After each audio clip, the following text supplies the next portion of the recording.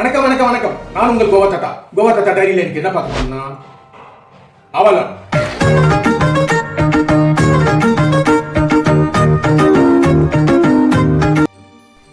ரெண்டு ஸ்டேட் அவலத்தை தான் நம்ம பார்க்க போகிறோம். மொதல் ஸ்டேட்டு நம்ம பெங்களூர். குடித்தண்ணிக்கு ரொம்ப அதாவது பஞ்சம் அது ஏற்பட்டுக்குது. குடித்தண்ணி மட்டும் இல்லைங்க, கழுவுன தண்ணிக்கும் பஞ்சம் அந்த மாதிரி ஆயிடுச்சு. இப்போ ஏன் இந்த பஞ்சம் வந்தது அப்படின்னு எனக்கு தோணுது. என் மனசில் தோணுது, நான் சொல்றேன். எதுக்கு எடுத்தாலும் போராட்டம் போராட்டம் போராட்டம். கோவத்தாத்துக்கு ஒன்னே ஒன்று தோணுது, அதுதான் நான் அதுதான் சொல்ல வரேன். என்னன்னா எதுக்கு எடுத்தாலும் அந்த ஸ்டேட்ல ஒரே போராட்டம் போராட்டம் போராட்டம் போராட்டம். நம்ம முன்னாடியே சொல்லியிருக்கேன், திருப்பி இன்னொரு வாட்டி நான் உங்களுக்கு சொல்றேன். போராட்டம் பண்ற எந்த ஸ்டேட்டும் சரி, அந்த இதுக்கு அது டவுன் ஆகத்தான் செய்யும். அது நிசத்தனான உண்மை.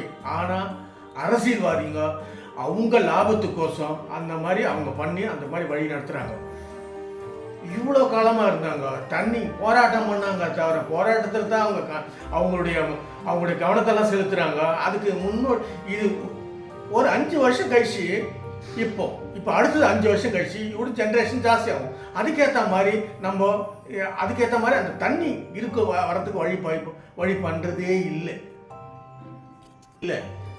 இதனால தான் அந்த ஜனங்க இப்போ குடம் தண்ணி எடுத்தா குடம் அப்படின்னு ஒரு பாட்டு வருது இல்லையா, அந்த மாதிரி ஆகி போச்சு. ஆனால் அது இப்போதான், இன்னும் வருங்காலம் வேற இருக்கு. அதுக்கு இன்னும் ஆகுமோ தெரியாது. தண்ணிக்கு போராட்டமே வருமே தெரியல. ஆனால் கண்டிப்பாக அந்த ஸ்டேட்டில் தண்ணி பெரிய அளவுக்கு ஒரு விவாதம் கொண்டு வரும்னு நினைக்கிறேன். ஆனால் கொண்டு வந்தால் கூட நல்லதுதான். அது நிவாரணம் ஒரு கிடைக்குமோ இன்னும் தெரியல. சரி, ஆனால் இருந்தாலும் பெங்களூர் ஸ்டேட் ரொம்ப இப்போ இன்னொரு விஷயம் தெரியுமா, பெங்களூர் சிட்டி இருக்கு இல்லையா, அதுக்கு ரொம்ப அந்த தண்ணி சொல்லும் போது வாய் வருது. தண்ணி தேவைக்கோசம் சிட்டி விட்டு கொஞ்சம் மப்சல் அந்த இடத்துல லாரிங்களில் தண்ணி வருது. இப்போ அதுதான் ஜீரணம் பண்ண முடியல. இப்போ அந்த பழுப்புகள் போய் இப்போ அந்த லாரி தண்ணிங்கள்லேருந்து இப்போ லாரி சர்வீஸ் எக்கச்சக்கமாக ஆயிடுச்சு. இப்போ லாரி வந்தால் தான் தண்ணின்ற மாதிரி நிலைமை இப்போதைக்கு இருக்குது. ஆனால் போக இன்னும் விஸ்வரூபம் எடுக்கும்னு நினைக்கிறேன் நான். அது எடுக்காமல் பாதுகாத்தாங்கன்னா அந்த மக்களுக்கு நல்லது. அதுதான், அதாவது போராட்டம் பண்ணுற எந்த ஸ்டேட்டும் இந்த அளவுக்கு தான் வரும், தர கீழைக்கு தான் வரும் அப்படின்றது ஒரு உதாரணம். சரி, இன்னொரு ஸ்டேட்டும் இதே கணக்கில் இருக்குது, அதையே நான் சொல்லிடுறேன். அடுத்த ஸ்டேட்டு தான் இப்போ இன்னொன்று பார்க்க போகிறோம். அடுத்த ஸ்டேட் என்னன்னா பஞ்சாப். இந்த பஞ்சாப்ல இருக்கிற விவசாயிகள்லாம் இப்போ போராட்டம் பண்ணுறாங்க. ஆனால் போராட்டம் பண்ணுற அளவுக்கு அந்த தேவை இருக்குதான்றதா என்றது எனக்கு தெரியல. ஆனால் அவங்க ஆனால் பண்ணிட்டு இருக்காங்க.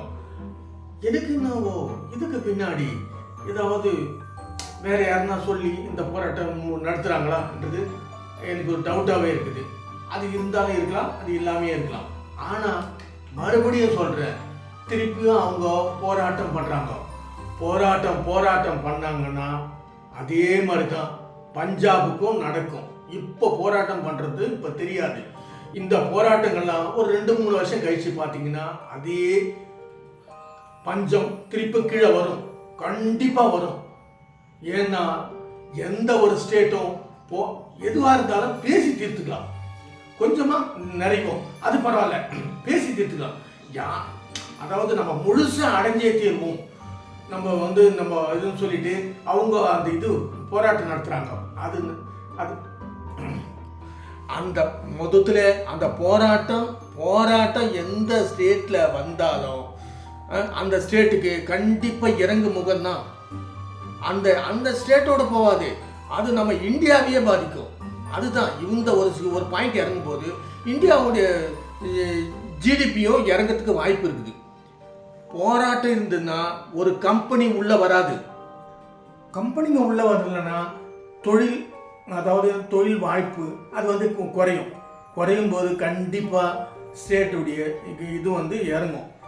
இது நான் கண்குளர் பார்த்தேன். ஏன்னா எங்கள் தமிழ்நாட்டிலையும் அப்படி தான் நடந்தது. போராட்டம் எனக்கு பிடிக்கவே பிடிக்காது. எந்த ஒரு விஷயமா இருந்தாலும் பேசி தீர்க்கணும். இதை ஒன்றா பாருங்க. இது வந்து கோவா தாத்தாவோட ஒரு ஆணித்தரமான ஒரு நம்பிக்கை. என்ன சரி, பஞ்சாப் என்ன ஆகுதுன்னு நம்ம மீண்டும் பார்ப்போம்.